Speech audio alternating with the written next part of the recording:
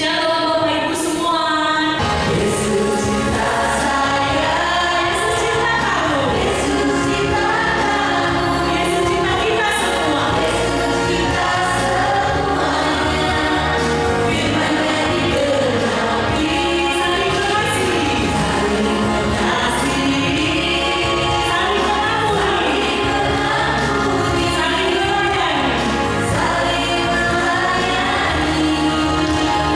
Firman-Nya digenapi, nama kasih pemuji dia. Bersamamu ku lewati semua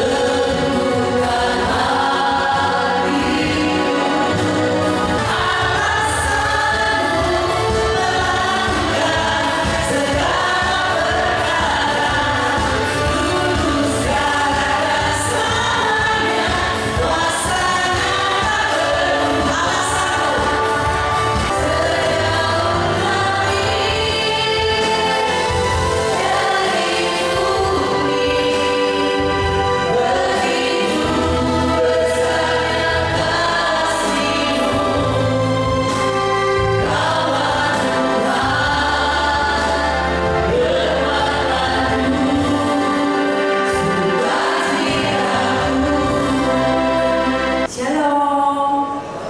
Shalom, selamat malam Bapak Ibu semua. Saya perkenalkan diri dulu. Nama saya Eugenia Francisca, tapi panggil saya saja Ika. Saya dari paroki tetangga di Petamburan Slipi, Salvator. Saya utusan dari Persekutuan Doa Santo Thomas di Pucungomo. Dalam perkuhan teman-teman semua, setiap kali kita mau menanam sesuatu, ya, apa dulu yang dipersiapkan? Bibitnya. Nah, lalu bibitnya ditaruh di mana ya? Di tanah. Yang harus dipersiapkan dulu apa? Tempatnya, betul. Tempatnya, kemudian selain tempatnya, bibitnya, baru bisa bertumbuh. Ya, apapun, mau tanam cabai, mau tanam daun-daun atau mau tanam apa, tapi yang harus kita siapkan adalah medianya, tanahnya, baru si bibit itu bisa tumbuh. Nah, tujuan daripada kita bertumbuh itu adalah bagaimana kita memahami dan memanfaatkan sarana-sarana yang diperlukan saat kita mengalami pertumbuhan, yaitu tadi medianya tanah, kemudian benihnya, lalu butuh apa lagi ya? Air, betul. Kemudian apa lagi? Pupuk, lalu nutrisi ya, nutrisi. Oke. Nutrisi. Terus apa lagi kira-kira? Setiap pagi kita keluar, kemudian apa yang kita lihat pas buka pintu? Matahari, betul. Tidak ada tanaman yang bisa tumbuh tanpa matahari, ya. Nah, jadi matahari itu dari mana? Dari Tuhan. Yang paling penting adalah sinar matahari. Kalau nggak dikasih pupuk pun, kalau tanaman yang nggak dikasih pupuk pun di halaman rumah saya ya, itu pohon cabai tumbuh aja dengan sendirinya, padahal cabai cuma ditebar aja. Karena sinar matahari cukup di halaman rumah saya, walaupun cuma sempit cukup. Nah, matahari itu datangnya dari mana? Dari Tuhan ya. Matahari itu datangnya dari Tuhan. Kemudian kenapa di dalam pertumbuhan ini kita sangat perlu dengan sabda Allah, kita sangat perlu dengan firman Tuhan, kita sangat perlu dengan doa, dan kita sangat perlu dengan komunitas. Teman-teman di sini semua berada di tempat ini artinya berada di dalam satu komunitas, ya. Komunitas Persekutuan PDKK, Persekutuan Doa Karismatik Katolik Bunda Hati Kudus. Di dalam komunitas ini kita bertumbuh bersama-sama. Bertumbuh bersama-sama. Kenapa? Karena pada saat mungkin seperti tadi ya, di depan ada WL, kemudian ada singernya, kemudian ada tim yang lain, ada multimedia, kemudian ada ini fotografi. Semuanya itu adalah tempat di mana kita bertumbuh. Dulu saya cerita sedikit. Dulu saya itu kalau ikut PD sekitar berapa belas tahun yang lalu ya, saya ikut PD persekutuan doa di paroki saya biasanya duduknya paling belakang. Ini nggak ada hubungannya duduknya paling belakang ya, karena saya takut. Kenapa? Saya nggak berani datang ke persekutuan doa, tapi saya rindu mendengarkan firman-Nya. Saya pernah sekali itu kenapa saya bisa datang ke persekutuan doa, karena sekali diajak sama tetangga saya, orang lingkungan, yuk ikut persekutuan. Saya yang mengambil apa itu persekutuan, nggak tahu, ya ikut aja. Sekali kok suka.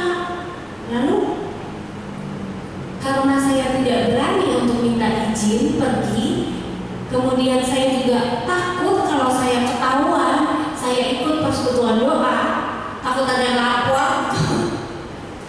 Akhirnya saya ngumpet-ngumpet. Caranya tunggu sampai mereka udah masuk. Biasanya kan sebelumnya mulai di depan, udah mulai masuk, saya tunggu sampai masuk semua, lalu saya duduk paling belakang. Duduknya bukan cuma paling belakang, cari orang yang kira-kira bisa nutupin badan saya. Biar saya nggak kelihatan dari depan.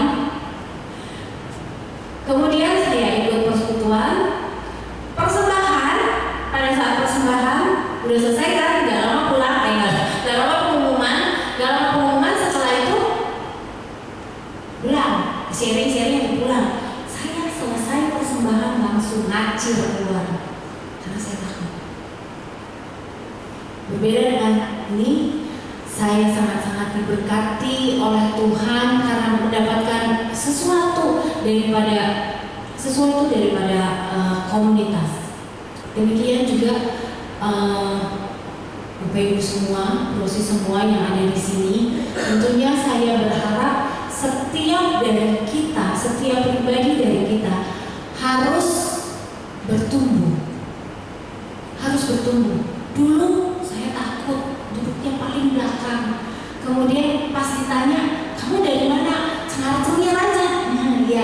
Iya, nggak mau ngomong. Saya dari mana, karena saya takut.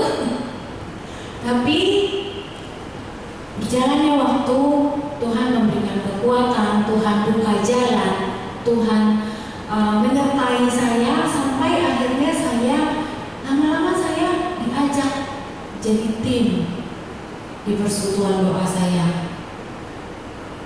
Ini di paroki ya, di persekutuan doa saya. Kemudian bertumbuh lagi dan bertumbuh lagi sampai hari ini. Bapak Ibu semua, jangan ditiru kebiasaan saya yang dulu ya. Awal saya bertumbuhnya itu jangan ditiru. Saya yang ngumpet-ngumpet, tunggu orang masuk semua, udah gak ada orang, saya masuk. Setelah persembahan keluar. Sampai pernah saya di ketuanya ngomong secara di rumah ini ada satu umat yang datangnya suka terlambat tapi pulangnya paling cepat katanya. Waktu mau diperkenalkan, biasanya kan ada orang baru sudah dikenalin ya. Ini ada umat yang baru mau dikenalin, namanya siapa, ditanya-tanya. Itu saking saya takutnya, saya lari, saya pulang. Yang seperti itunya jangan ditiru. Yang saya mau ceritakan di sini adalah bagaimana kuasa Tuhan menyertai saya yang tadinya takut menjadi tidak takut. Teman-teman di sini semua, kalau ingat yang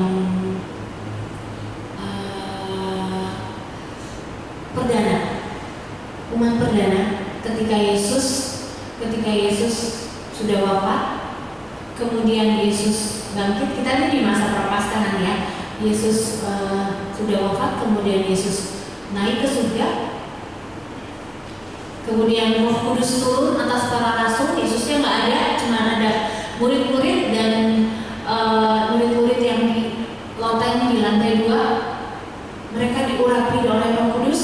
Kemudian mereka mulai berkata-kata, bercakap-cakap, berbicara dalam bahasa yang berbeda-beda, tapi mereka mempunyai semangat yang luar biasa, mempunyai tekad untuk menyebarkan ajaran-ajaran Kristus, ajaran-ajaran Yesus yang mereka dapatkan waktu bersama-sama bersama Yesus. Ya, itu yang saya rasakan ketika kita membuka hati.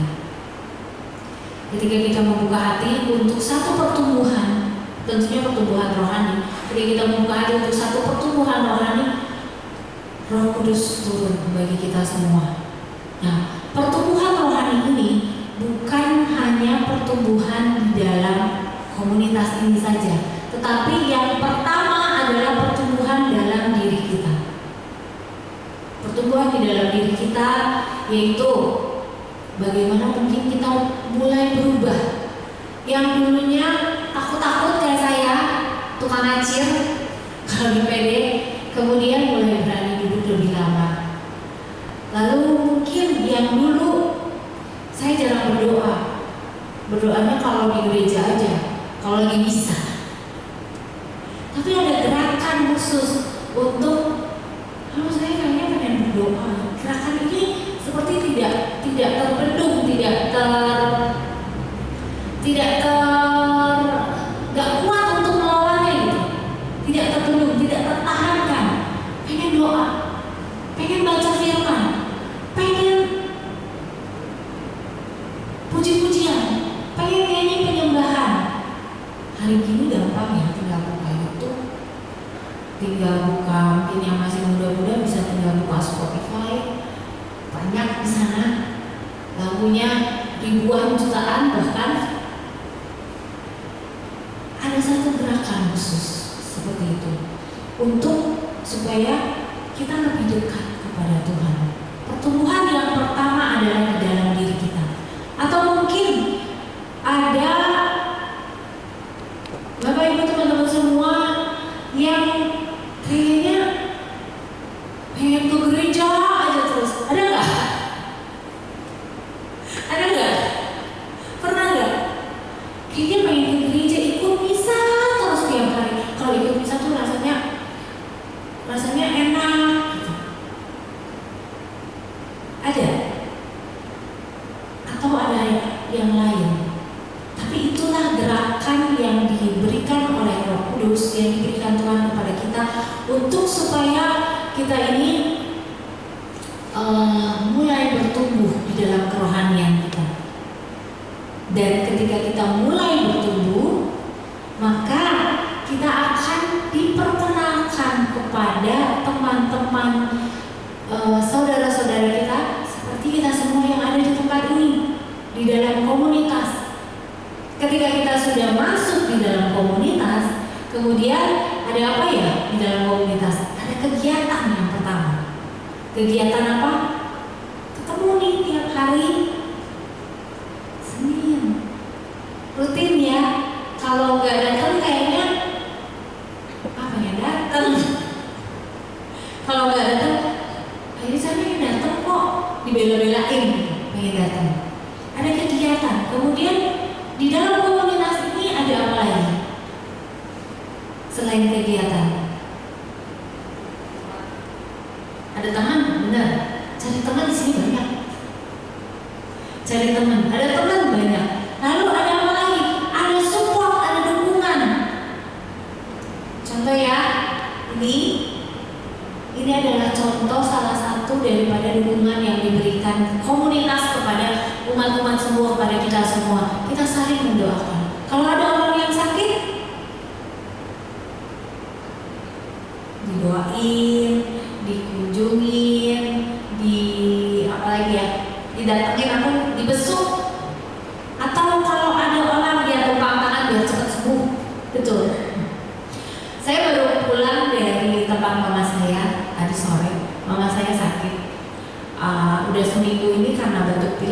badannya lemas, akhirnya kurang garam, kurang natrium. Temannya di gereja banyak, jadi datang. Ci, kenapa Ci? Sakit apa Ci? Ada yang bawa bubur, tiap hari ada aja yang datang temennya. Ada yang bawa bubur, ada yang bawa tadi bawa bubur, kemarin bawain bakso tahu kuah. Ada yang bawain nasi tim. Teman mami saya eksis orangnya, jadi temannya banyak. Itu adalah bentuk salah satu dukungan bagi teman-teman kita, bagi kita semua di dalam satu komunitas. Kemudian ada lagi selain dukungan dari dukungan doa, dukungan moral, ada lagi apa? Rasa satu hati di dalam satu komunitas ini. Satu hati karena kita semua adalah komunitas apa? Komunitas Kristiani. Kalau komunitas Kristiani, kita tujuannya adalah untuk memuliakan Tuhan. Kita berdoa kepada Tuhan. Kita mau cari pengharapan di dalam Tuhan. Karena ini adalah komunitas Kristiani, makanya komunitas ini adalah komunitas yang saling mendukung tentunya di dalam iman Kristiani, yang saling merasa satu dengan yang lain. Itu adalah satu keluarga, satu kesatuan. Dan juga di dalam komunitas Kristiani ini ada satu yang tidak bisa dipisahkan, ada satu yang tidak bisa dicerai-beraikan. Kenapa? Karena di dalam komunitas Kristiani ini ada Tuhan, ada Roh Kudus yang menjadi dasar daripada komunitas ini. Setiap dari kita ini diberikan kekuatan melalui Roh Kudus. Contoh selain yang sakit apa ya? Mungkin yang meninggal, kedukaan, rame-rame datang. Iya nggak sih? Rame-rame datang melayat sampai ke kremasi atau ke pemakaman. Dan itu adalah bentuk dukungan yang tidak bisa didapatkan melalui orang-orang yang tidak satu hati. Karena kita satu hati, kita mempunyai empati kepada, kita mempunyai belas kasihan kepada sesama kita, kepada teman-teman kita di sini. Pertumbuhan yang baik tentunya adalah didasarkan oleh Yesus sendiri, ajaran Yesus sendiri, yaitu kasih. Pertumbuhan yang baik di situ ada satu semangat bahwa kita harus sama-sama bertumbuh melalui komunitas, dan kemudian pertumbuhan yang baik itu juga bahwa kita ini harus tetap berada di dalam jalur, di dalam tracknya Kristus. Kalau misalnya lagi ada tanaman yang mulai tumbuh, kemudian ada angin atau ada banjir, hanyut, matinya. Tapi kalau misalnya si tumbuhan yang baru mulai bertumbuh itu ada banjir, tapi dia berada di tempat yang walaupun terkena banjir dia tetap aman, dia tidak akan mati. Mungkin dia ada di dalam pot yang melindungi sehingga walaupun banjir, potnya aja yang apung. Dia tidak akan mati. Atau kalau kena angin, dia terlindung dari angin karena dia ada di bawah pohon-pohon yang melindungi, daun-daun yang melindungi, sehingga dia tetap ada di pot itu dan dia dapat tumbuh. Itulah Tuhan, itulah Roh Kudus, itulah Yesus yang senantiasa melindungi kita. Walaupun ada badai, walaupun ada banjir, walaupun di Jakarta lagi banjir ya. Jakarta banjir ya, minggu lalu ramai banget di TV. Walaupun ada apapun yang menjadi penghalang, asalkan kita tetap melekat kepada Yesus, sang pokok anggur, maka kita tetap akan saya rasakan.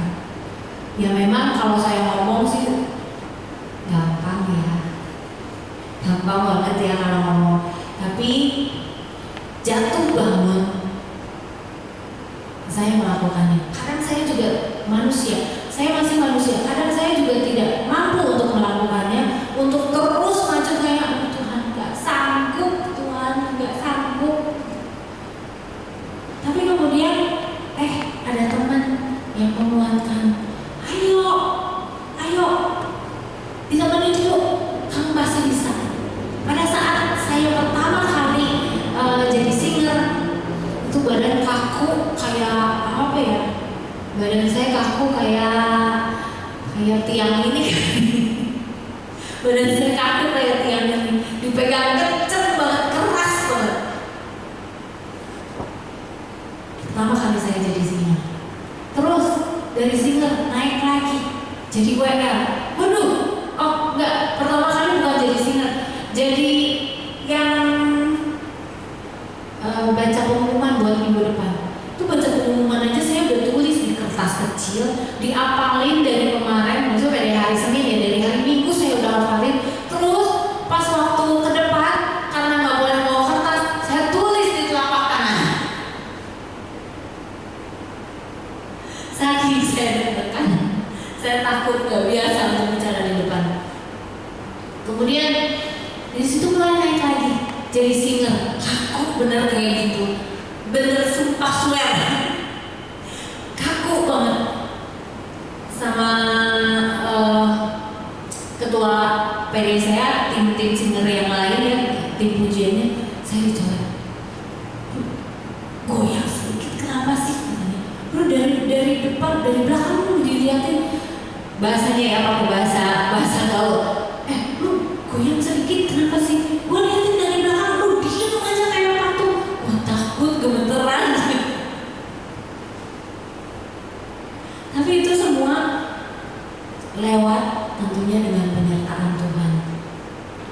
Sampai akhirnya saya diberikan tugas untuk jadi WL. Sama Bapak Ibu, waktu pertama kali jadi WL juga sama. Dihafalin dulu mau ngomong apa, habis lagu ini terus lagu yang kedua dihafalin ngomongnya apa. Jadi pas lagi di depan tadi ya si Lili jadi WL di sini ya, itu lancar. Kalau saya matanya ke atas karena saya sambil ngapalin omongan apa yang harus saya katakan. Kemudian nge-WL-nya juga tidak natural gitu karena masih kaku. Lama-lama Tuhan tambahkan satu jadi satunya berderet. Bukan 1 tambah 1 jadi 3, tapi satunya berderet. 1 selesai jadi yang baca pengumuman bisa. 1 lagi selesai jadi singer, oke, bisa. Udah 2 ya, 1 tapi beda.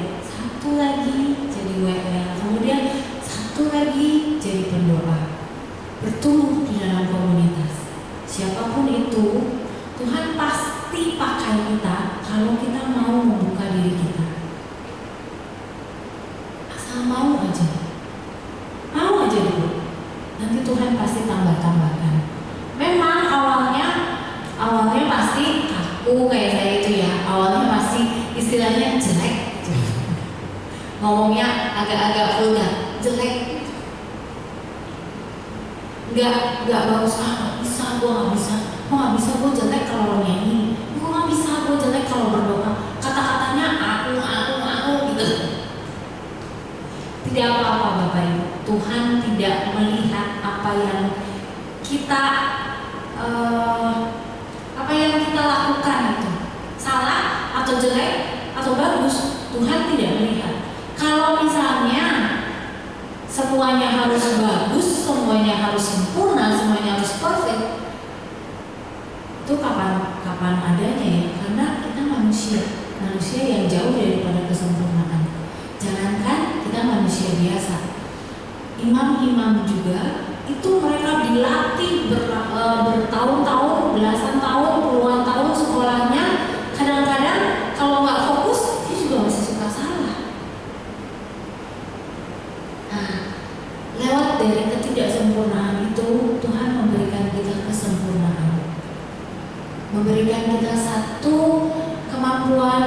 karunia yang kita bisa bagikan kepada orang lain. Tentunya di dalam pertumbuhan ini, yang pertama dari diri kita sendiri, kemudian di dalam komunitas, yang kemudian setelah di dalam komunitas kita keluar, bukan hanya di dalam saja kita bertumbuh. Yang pertama kan diri kita dulu, kemudian di dalam komunitas. Tapi bukan hanya di dalam diri kita dan komunitas saja, kita keluar dari lingkaran ini. Terus kemana? Ada persekutuan yang ada PD yang mungkin ada baksos, atau mungkin punya pelayanan khusus, seperti misalnya kalau misalnya tim pujiannya kuat, dapat punya tim khusus untuk pelayanan untuk di rumah duka. Ada. Jadi keluar daripada komunitas ini. Kemudian ada juga mungkin yang menjadi pendoa, datang ke rumah-rumah sakit, keluar. Siapapun, mau Katolik atau enggak, kita didoakan. Bapak, Ibu, atau misalnya adik, saya dari komunitas Katolik mau mendoakan. Kalau misalnya saya pernah ketemu waktu saya di rumah sakit, saya pernah ketemu dari satu komunitas, dia datang, saya mau mendoakan secara Katolik kalau berkenan, tapi ada yang enggak. Ada yang kalau yang mau didoain, kalau yang enggak ya enggak. Mulai keluar. Atau mungkin waktu pandemi ya, bagi-bagi nasi bungkus, itu banyak yang dilakukan. Atau apalagi ya, banyak sekali yang dilakukan untuk kita keluar. Bagaimana kita mulai menjadi kepanjangan tangan Tuhan bagi sesama kita. Atau mungkin Bapak Ibu, teman-teman semua yang punya keahlian, punya karunia khusus, yang yang memang diberikan Tuhan kepada orang-orang tertentu.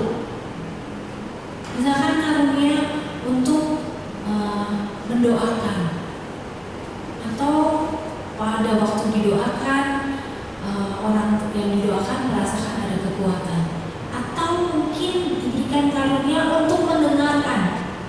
Kita semua di sini punya kuping dan punya telinga kan? Tapi telinga kita kadang-kadang tidak dipakai untuk mendengarkan. Ada yang punya talenta untuk memberikan telinganya untuk orang lain. Artinya memberikan telinganya untuk orang lain bukannya seperti Petrus ini dipotong terus kasih ini. Tapi memberikan telinga untuk orang lain itu bersedia untuk mendengarkan curhatan orang lain. Jadi konselor. Kalau misalnya orang jadi konselor, kan didengerin dulu ya. Masalahnya apa? Gak langsung, oh ya oke, kita berdoa. Oh ya, kalau harus begini. Tapi didengarkan dulu. Mungkin diantara Bapak Ibu Brosis semua di sini ya, ada yang profesinya sebagai psikolog. Itu juga harus mendengarkan permasalahan orang lain, kemudian memberikan solusi. Itu juga bisa menjadi sarana bagaimana kita keluar dalam melaksanakan, mempraktekkan pertumbuhan kita. Bukan hanya di dalam ruang lingkup sendiri, tapi juga keluar. Dan satu lagi, di daerah saya itu banyak sekali buka rumah-rumah biasa yang menjadi rumah singgah. Rumah singgah, saya rumahnya di Tomang sini dekat belakang harapan kita situ. Yang tadinya rumah, kemudian ada tulisan rumah singgah. Sekarang ini mungkin teman-teman semua lagi happening banget ya, lagi rame Romojo buka rumah Teduh Suryo. Nah, di daerah rumah saya tuh mulai banyak seperti itu. Ada yang mengkhususkan untuk anak-anak yang sakit kanker dari Darmais, satu rumah. Kemudian ada rumah yang bebas, bukan hanya untuk anak-anak saja, tapi umum, anak-anak atau dewasa atau remaja boleh, segala umur boleh.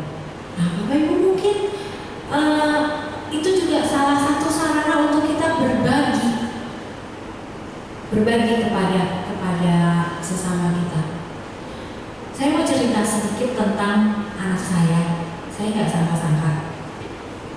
Biasa dia itu kerja di bagian makanan. Jadi kalau misalnya ada makanan yang over, itu boleh dibawa pulang, boleh dibagiin ke pegawai, ke sesama pekerja, dan boleh dibawa pulang. Boleh dibawa pulang tapi harus dibagikan.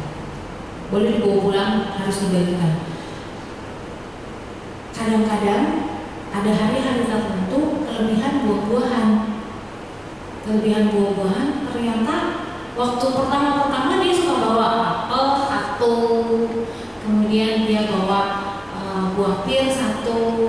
Mam, ini ada dari kantor udah dibagiin, tapi mereka juga semua udah pada ngambil, jadi kita kebagian 2. Ya udah, lama-lama setiap pulang dia lewat ke rumah singgah yang khusus untuk anak-anak itu. Lama-lama nggak dibawa pulang itu apel sama pir atau jeruknya atau makanan snack kecil itu nggak dibawa pulang. Dia mampir ke situ, dia kasih untuk anak-anak di situ. Karena setiap hari kelewatan. Saya bilang dalam hati, puji Tuhan ya, mamanya nggak usah ngomel-ngomel.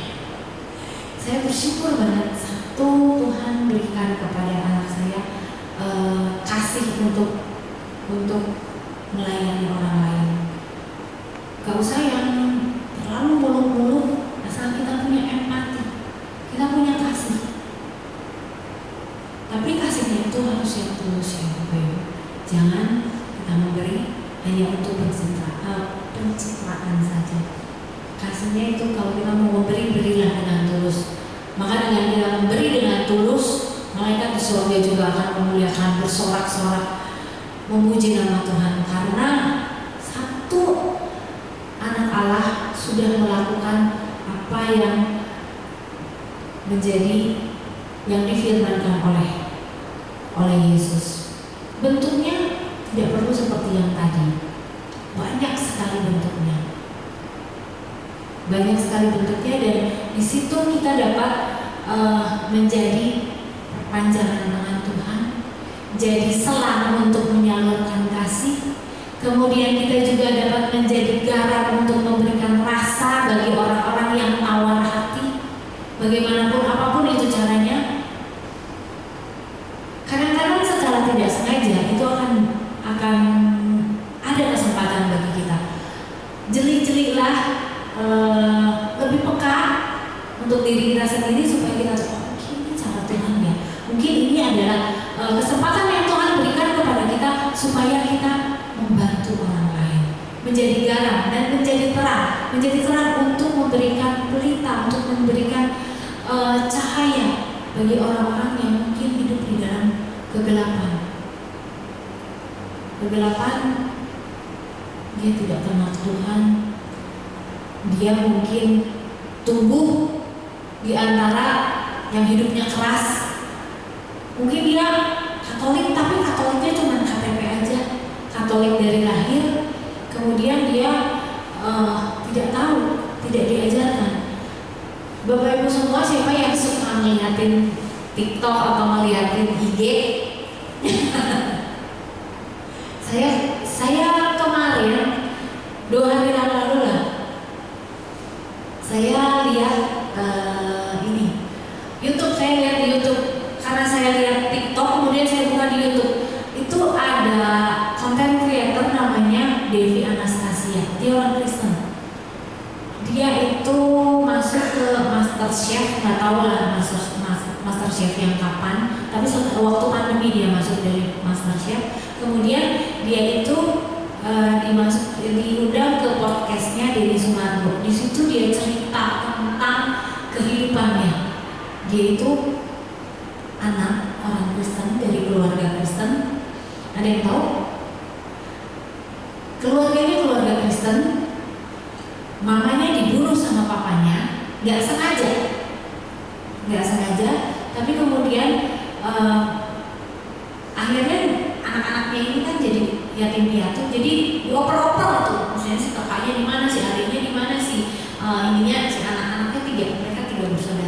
dioper-oper, yang satu di mana, yang satu di mana. Nah, si anak ini dia dirawat oleh kakeknya, tapi kemudian kakeknya juga meninggal.